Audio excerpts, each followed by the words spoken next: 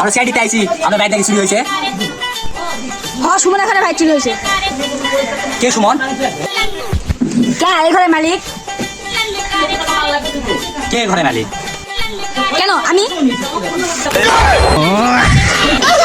কবে থেকে এগুলো আছো? যেদিন থেকে বিয়ে হয়েছিল সেদিন থেকে। কার বিয়ে? কেন আমার আব্বা আমার বিয়ে? কিন্তু তোমার আব্বা মা কোথায়?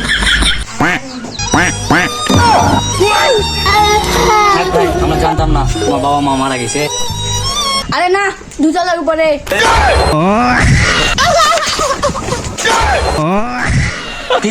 তোমার ভাই কি চুরি হয়েছিল?